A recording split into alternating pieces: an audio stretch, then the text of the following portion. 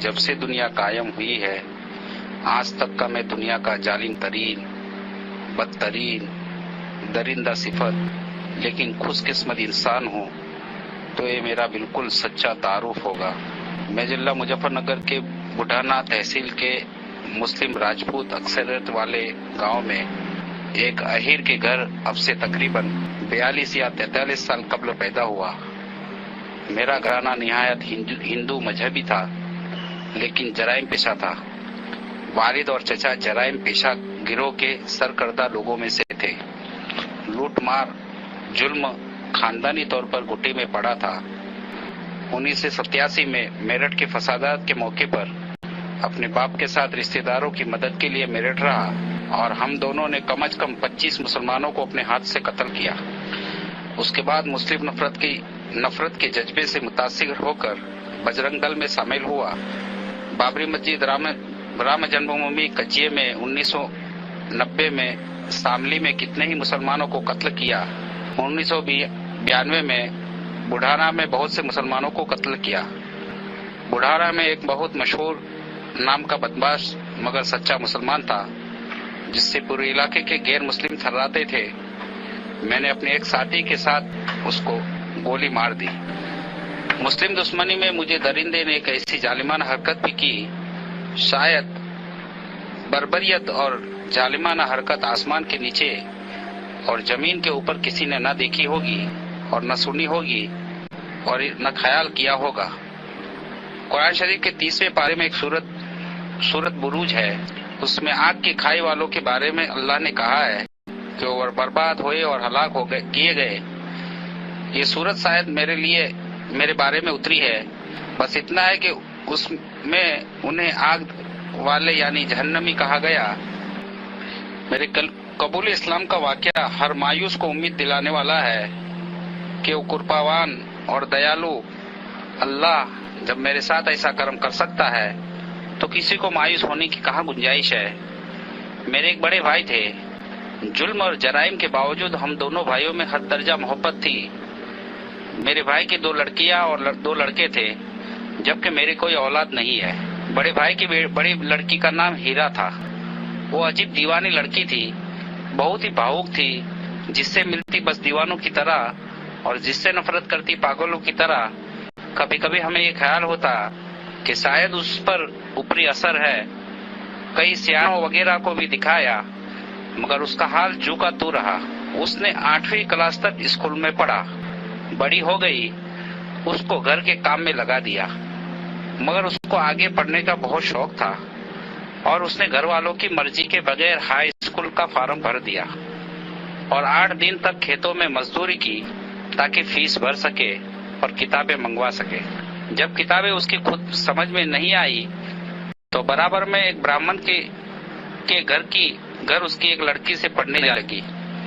برہمن کا لڑکا بدماش اور ڈاکو تھا۔ نہ جانے کس طرح میری بھتیجی ہیرا کو اس نے بہکایا اور اس کو لے کر رات میں فرار ہو گیا۔ وہ اس کو لے کر بڑوت کے پاس ایک جنگل میں جہاں اس کا گروہ رہتا تھا پہنچا۔ وہ اس کے ساتھ چلی تو گئی مگر وہاں جا کر اسے اپنے ماں باپ کی عزت جانے اور ان کی بدنامی اور اپنی غلطی کا احساس ہوا۔ وہ چپکے روتی تھی۔ اس گینگ میں ادریس پور کا ایک مسلمان لڑکا بھی رہتا تھا۔ ایک روز اس نے اسے روتے ہوئے دیکھ لیا۔ اس نے رونے کی وجہ معلوم کی۔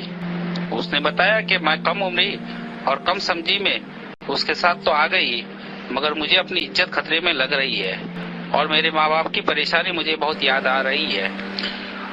اس کو ہیرا پر ترس آ گیا اور اس نے بتایا کہ میں مسلمان ہوں اور مسلمان اپنے عہد کے سچے کو کہتے ہیں، میں تجھے اپنی بہن بناتا ہوں، میں تیری عزت کی حفاظت کروں گا اور تجھے اس جنگل سے نکال کر صحیح سلامت تیرے گھر پہنچانے کی کوشش کروں گا۔ اس نے اپنے ساتھیوں سے کہا کہ لڑکی تو بہت بہادر اور اپنے ارادے کی پکی معلوم ہوتی ہے، ہمیں اپنے گروہ میں 1-2 لڑکیوں کو ضرور شامل کرنا چاہیے، اکثر ہمیں اس کی ضرورت ہوتی ہے۔ اب جنگل میں اس کو ساتھ رکھنے کا طریقہ یہ ہے کہ اس کو لڑکوں کے کپڑے پہناؤ۔ اس کی بات سب ساتھیوں کی سمجھ میں آ گئی۔ ہیرا کو مردانہ کپڑے پہنا کر لڑکا بنایا گیا۔ اسی طرح وہ اسے ساتھ لے کر پھرتے تھے۔ اس نے دیکھا کہ 10-12 لوگوں میں اس مسلمان کا حال سب سے الگ تھا۔ وہ بات کا پکا تھا، اچھی رائے دیتا تھا، جب مال بڑھتا تھا تو اس میں سے کچھ غریبوں کا حصہ رکھتا تھا۔ ہیرا کو الگ کمرے میں سلاتا تھا اور رات کو بار بار اٹھ کر دیکھتا تھا کہ کوئی ساتھی ادھر تو نہیں آیا۔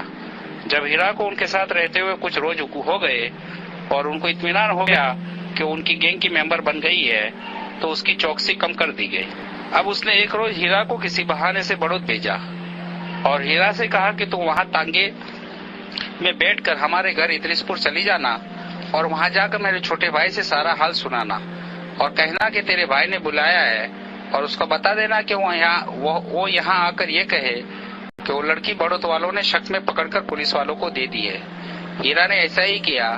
اس کا بھائی جنگل میں گیا اور اپنے بھائی سے جا کر کہا کہ اس لڑکی کو بڑوت والوں نے پکڑ کر پولیس کو شک میں دے دیا ہے۔ اس نے اپنے بھائی سے کہا کہ ہیرا کو تھانے بھیج دو اور وہ جا کر تھانے میں کہے کہ اگر وہ مجھے گاؤں سے اٹھا لایا، کسی طرح میں چھوٹ کر آ گئی ہوں، مجھے اپنی جان کا خطرہ ہے۔ ہیرا نے ایسا ہی کیا۔ بڑوت تھانے والوں نے بڑھانا تھانے سے رابطہ قائم کیا۔ وہاں پر اس لڑکی کے اغوا کرنے کی رپورٹ پہلے ہی لکھی ہوئی تھی۔ لیڈیز پولیس لے کر بڑھانا تھانے کے لوگ بڑوت آئے اور تھانے سے ہیرا کو لے کر ہمارے گاؤں آئے۔ ہم نے اسے گھر میں رکھ لیا، مگر ایسی بدچلن لڑکی کو گھر میں کس طرح رکھے؟ ہیرا نے بتایا کہ مجھے اگرچہ وہ اٹھا کر لے گیا تھا، مگر میں نے اپنی عزت کی حفاظت کی ہے۔ کسی کو یقین نہیں آیا۔ ایک پڑھے لکھے رشتے دار بھی آ گئے۔ انہوں نے کہا ڈاکٹری کرا لو۔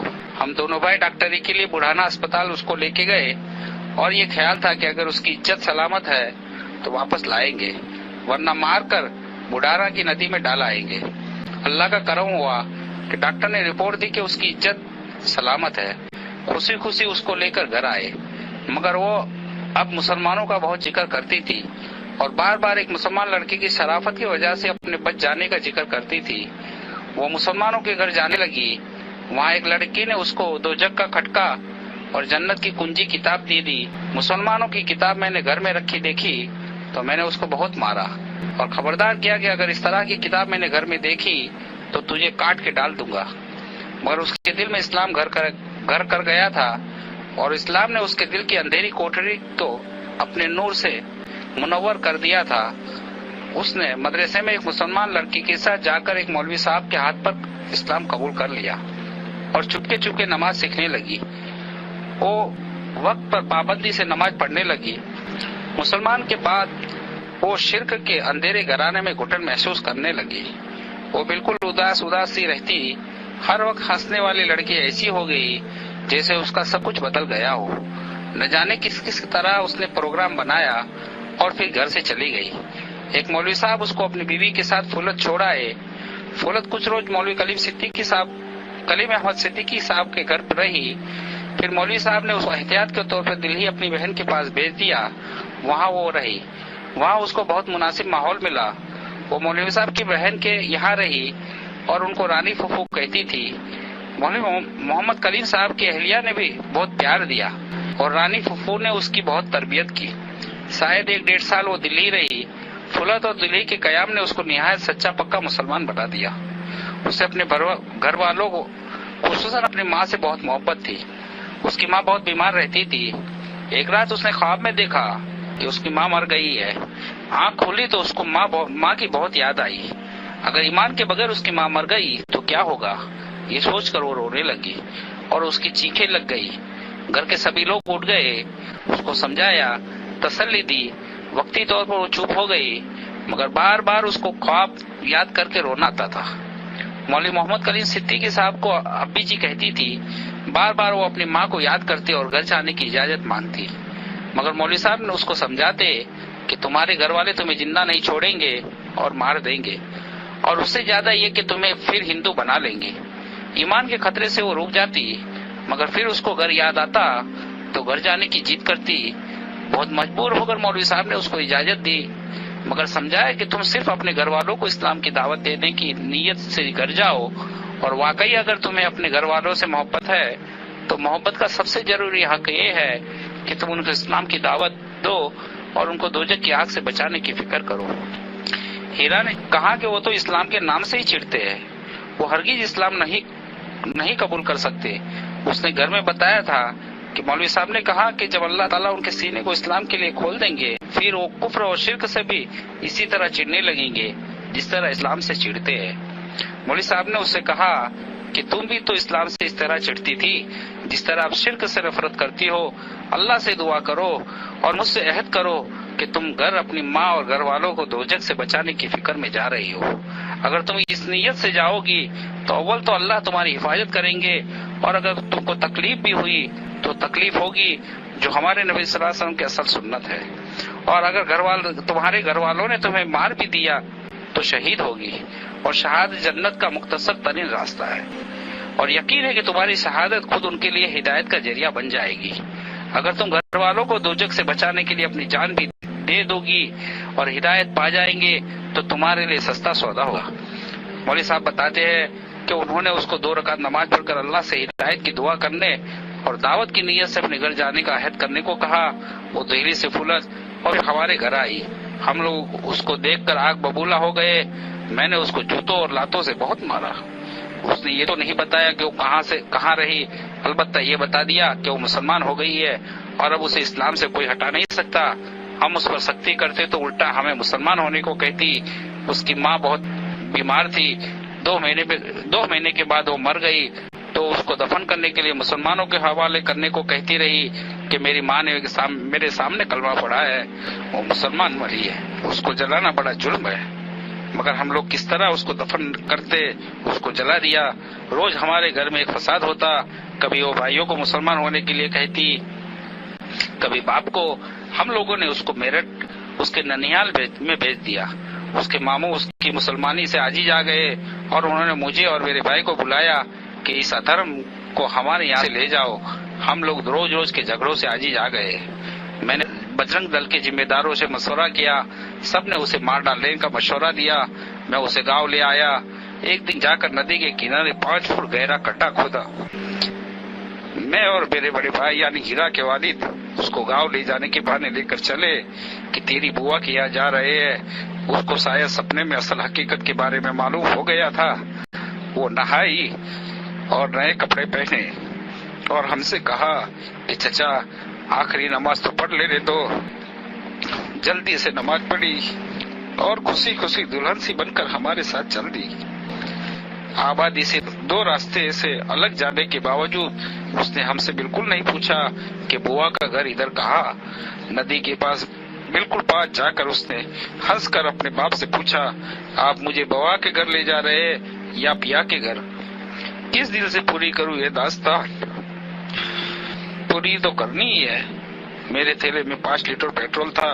ہیرا کا حقیقی باپ اور میں ظالم چچا، دونوں کے ساتھ وہ سچی مومنہ اور عاشقہ، ہم اس کو لے کر گڈھے کے پاس پہنچے جو ایک روز پہلے پروگرام کے تحت کھودا تھا۔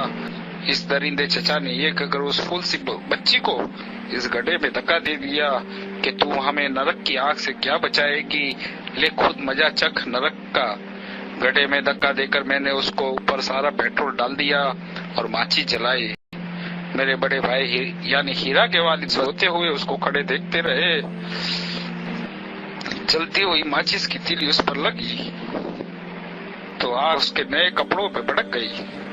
وہ آگ لگتے ہی وہ گڑھے میں کھڑی ہو گئی اور جلتی آگ میں ہاتھ آسمان کی طرف اٹھا کر چیخی، میرے اللہ آپ مجھے دیکھ رہے ہیں نا، میرے اللہ آپ مجھے دیکھ رہے ہیں نا، میرے اللہ آپ مجھ سے محبت کرتے ہیں نا، اپنی ہیرا سے بہت پیار کرتے ہیں نا، ہاں میرے اللہ آپ غار ہیرا سے بھی محبت کرتے ہیں اور گڑھے میں جلتی ہوئی ہیرا سے بھی محبت کرتے ہیں نا، آپ کی محبت کے بعد مجھے کسی کی محبت کی ضرورت نہیں۔ اس کے بعد اس نے زور سے کہنا شروع کیا، پتا جی اسلام ضرور قبول کر لینا، مسلمان ضرور ہو جانا، چاچا مسلمان ضرور ہو جانا۔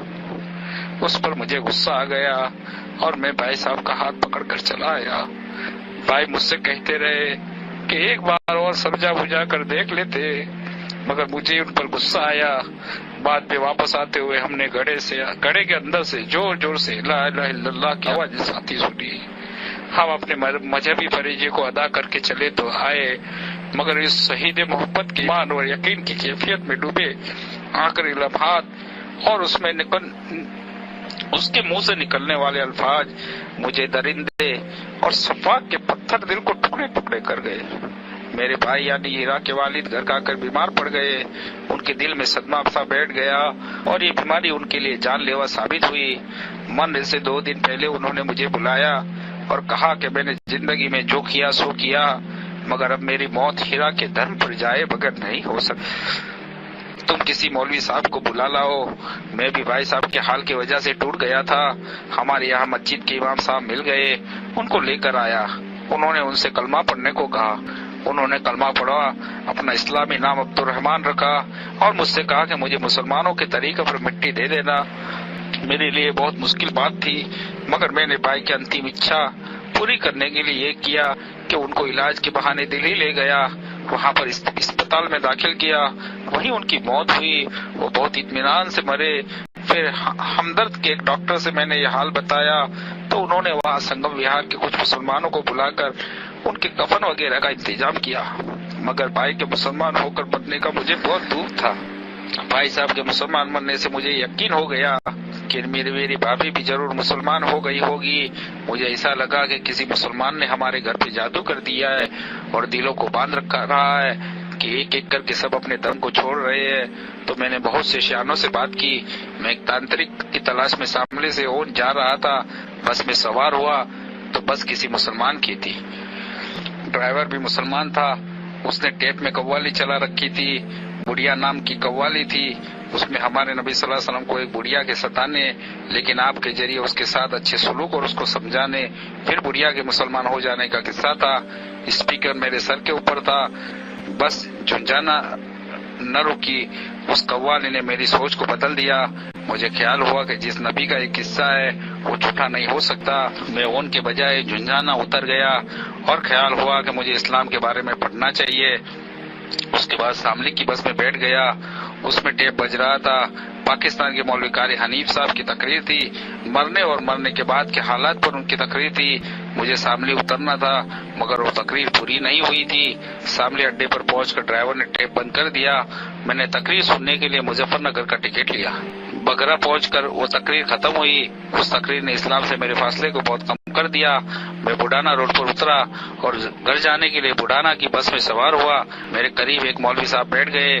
ان سے میں نے کہا کہ میں اسلام کے بارے میں کچھ پڑھنا چاہتا ہوں یا معلومات کرنا چاہتا ہوں، آپ میری اس سلسلے میں مدد کریں۔ انہوں نے کہا آپ فلت چلے جائے اور مولوی کلیم صدیقی صاحب سے ملے، ان سے زیادہ مناسب آدمی ہمارے علاقے میں آپ کو کوئی نہیں ملے گا۔ میں نے فلت کا پتہ معلوم کیا اور گھر جانے کے بجائے فلت پہنچا۔ مولوی کلیم صاحب وہاں نہیں تھے، اگلے روز صبح کو آنے والے تھے۔ رات کو ایک ماسٹر صاحب نے مجھے مولوی کلیم صاحب کی کتاب آپ کی امانت آپ کی سیوا میں دی۔ یہ کتاب اس کی جبار اور دل کو چھونے والی باتوں نے مجھے شکار کر لیا۔ مولوی صاحب سویرے کی بجائے اگلے روز شام کو فلت آئے۔ میں نے مغرب کے بعد ان سے مسلمان ہونے کی خواہش کا اظہار کیا اور بتایا کہ میں معلومات کرنے آیا تھا مگر آپ کی امانت نے مجھے شکار کر لیا۔ مولوی صاحب بہت خوش ہوئے۔ 31 جنوری 2000 کو مجھے کلمہ پڑھایا، میرا نام عبداللہ رکھا۔ رات کو میں وہیں رکا۔ میں نے مولوی صاحب سے 1 گھنٹے کا وقت مانگا اور اپنے ظلم اور بربریت کے ننگے ناچ کی کہانی سنائی۔ مولوی صاحب میری بھتیجی ہیرا کی کہانی سن کر دیر تک روتے رہے اور بتایا کہ ہیرا ہماری یہاں ہی رہی اور میری بہن کے پاس دلی رہی۔ مولوی صاحب نے مجھے تسلی دی کہ اسلام پچھلے سارے گناہوں کو ختم کر دیتا ہے، مگر میرے دل کو اطمینان نہ ہوا کہ اس درجے صفاقی اور بربریت کو کس طرح معاف کیا جا سکتا ہے۔ مولوی صاحب مجھ سے کہتے تھے اسلام سے سارے پچھلے گناہ معاف ہو جاتے ہیں، آپ نے اتنے مسلمانوں کو قتل کیا، اب اپنے دل کو اطمینان کے لیے آپ کچھ مسلمانوں کی جان بچانے کی کوشش کریں۔ قرآن نے کہا کہ نیکیاں گناہوں کو جائل کر دیتی ہے، چنانچہ اپنے دل کی تسلی کے لیے وہ اور اپنے ظلم کی قسمت کو جگانے کے لیے اب میں یہی کوشش کرتا ہوں کہ کسی حادثے میں کسی بیماری میں کوئی مسلمان مرنے جا رہا ہو تو میں اس کو بچانے کی کوشش کروں۔ یہ بھی مجھے معلوم ہے کہ مرنے والے کو میں بچانے والا کون ہوں، مگر کوشش کرنے والا بھی کرنے والے کی طرح ہوتا ہے، اس لیے کوشش کرتا ہوں۔ گجرات میں دنگے ہوئے تو میں نے موقع غنیمت جانا۔ میرے اللہ کا کرم ہے کہ اس نے مجھے خوب موقع دیا۔ میں نے وہاں پر ہندو بن کر بہت سے مسلمانوں کو محفوظ جگہ پر پہنچایا، پہلے سے خطرے سے ہوشیار کر دیا۔ پہلے جا کر ہندوؤں کے مشورے میں شامل ہوا اور 10-11 حملوں کی میں نے مسلمانوں کو اطلاع دے کر ان کے گاؤں سے حملے سے پہلے ہی ان کو بھگا دیا۔ ایک کام تو میرے اللہ نے مجھ سے ایسا کرایا جس سے مجھے بہت تسلی ہوتی ہے۔ آپ نے سنا ہوگا کہ بھاؤ نگر میں ایک مدرسے میں 400 بچے کو مدرسے کے اندر جلانے کا پروگرام تھا۔ میں نے وہاں تھانہ انچارج شرما کو اطلاع دی اور ان کو تیار کیا۔ حملہ وروں کے آنے کے 10 منٹ پہلے پیچھے کی دیوار میں نے اپنے ہاتھ سے توڑی اور اللہ نے 400 معصوموں کی جان بچانے کا مجھے ذریعہ بنایا۔ میں 3 مہینے تک گجرات جا کر پڑ گیا، پھر بھی میرے جرم اتنے زیادہ ہے کہ سب کچھ اس کے برابر نہیں ہو سکتا۔ بس ایک بار مولوی صاحب نے مجھے تسلی دی کہ اللہ کی رحمت کے لیے کیا مشکل ہے، کہ موت کا وقت اور بہانہ تو اس نے خود طے کیا ہے۔ جس اللہ نے آپ کو ہدایت سے نواز دیا وہ اللہ آپ کو معاف کرنے پر کیوں قادر نہیں؟ اس سے دل مطمئن ہوا۔ مولوی صاحب نے مجھے اسلام سیکھنے کے لیے جماعت پہ جانے کا مشورہ دیا۔ میں نے 2 ماہ کا وقت مانگا، گاؤں کے مکانات اور زمینیں سستے داموں میں فروخت کی اور دہلی جا کر مکان لیا۔ بیوی اور 2 بھتیجیوں اور ہیرا کی بہن کو تیار کیا اور فلت لا کر کلمہ پڑھوایا۔ اس میں مجھے 2 ماہ کے بجائے 1 سال لگا۔ پھر جماعت میں وقت لگایا۔ میرا دل ہر وقت اس غم میں ڈوبا رہتا ہے کہ اتنے مسلمان اور پھول سی بچی کا صفا کسے قتل کرنے والا کس طرح معافی کا مستحق ہے۔ مولوی صاحب نے مجھے قرآن شریف پڑھنے کو کہا اور خاص طور پر سورہ بروج کو بار بار پڑھنے کو کہا۔ اب وہ مجھے منہ زبانی یاد ہے اور اس کا ترجمہ بھی 1400 سال پہلے کسی سچی بات میرے اللہ نے کہی تھی۔ مجھے ایسا لگتا ہے کہ غیب سے جاننے والے اللہ نے ہمارا ہی نقشہ کھینچا ہے۔ اس سورت کو پڑھیے اور ہیرا کی تڑپا دینے والی آخری صداؤں پر غور کریے۔ میرے اللہ آپ مجھے دیکھ رہے ہیں نا؟ میرے اللہ آپ مجھے دیکھ رہے ہیں نا؟ میرے اللہ آپ مجھ سے محبت کرتے ہیں نا؟ اپنے ہیرا سے بہت پیار کرتے ہیں نا؟ اے اللہ میرے اللہ آپ گارے ہیرا سے بھی محبت کرتے ہیں اور گڑھے میں جلتی ہوئی ہیرا سے بھی محبت کرتے ہیں نا؟ آپ کی محبت کے بعد مجھے کسی کی محبت کی ضرور نہیں۔ پتا جی اسلام ضرور قبول کر لینا، مسلمان ضرور ہو جانا، چاچا مسلمان ضرور ہو جانا۔ اللہ تعالیٰ سے دعا ہے کہ وہ مجھ سے کوئی ایسا کام ضرور کرا دے جس سے میرا دل مطمئن ہو جائے کہ میرے مظالم کی تلافی ہوگی۔ واقعی قرآن کی اس فرمان میں مجھ جیسے لا علاج مریض کے لیے بڑا علاج ہے کہ اچھائی یا برائی کو جاہل کر دیتی ہے۔ اس لیے گزرات فسادات میں کچھ معلوم مسلمانوں کی مدد اور جان بچانے کی کوشش سے میرے دل کو بڑی تسلی ہوئی۔